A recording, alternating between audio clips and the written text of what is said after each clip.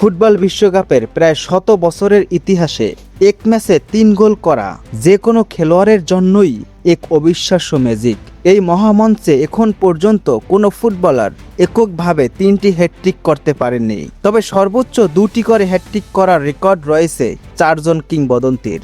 তারা হলেন হাঙ্গেরির Sandor coccyx, ফ্রান্সের জাস্ট ফন্টেইন, জার্মানির গার্ড মুলার এবং আর্জেন্টিনার গ্রাবিয়েল বাতিস্তোতা, যার মধ্যে বাতিস্তোতাই ইতিহাসের একমাত্র খেলোয়াড় যিনি 2টি ভিন্ন বিশ্বকাপে হ্যাটট্রিক করার গৌরব অর্জন করেছেন। আর বিশ্বকাপের ইতিহাসে একেবারে প্রথম হ্যাটট্রিকটি করেছিলেন 1930 সালে আমেরিকার বার্ট প্যাটেন্ট।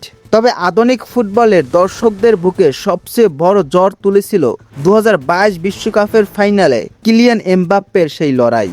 আর তার চাইতেও বড় রূপকথা তৈরি হলো 2026 বিশ্বকাপে আলজেরিয়ার বিপক্ষে আর্জেন্টিনার প্রাণভোমরা লিওনেল মেসি যখন বল পায়ে একের পর এক ডিফেন্ডারদের পরাস্ত করে বল জালে জড়ালেন, তখন গ্যালারিতে থাকা হাজারো দর্শক আর টিভির সামনে বসা কোটি ফুটবল প্রেমী যেন স্তব্ধ হয়ে গেছিলেন।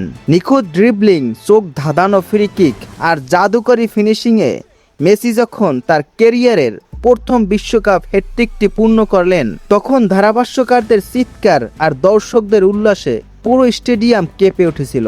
এটি কেবল একটি হ্যাটট্রিক ছিল না, এটি ছিল ফুটবল ঈশ্বরের পা থেকে আসা এক জীবন্ত কবিতা, যা বিশ্বকাপের ইতিহাসকে আরও একবার নতুন করে লিখতে বাধ্য করেছে এবং ফুটবল প্রেমীদের মনে চিরকালের জন্য এক অবিস্মরণীয় রোমান্স হিসাবে দাগ কেটে গিয়েছে।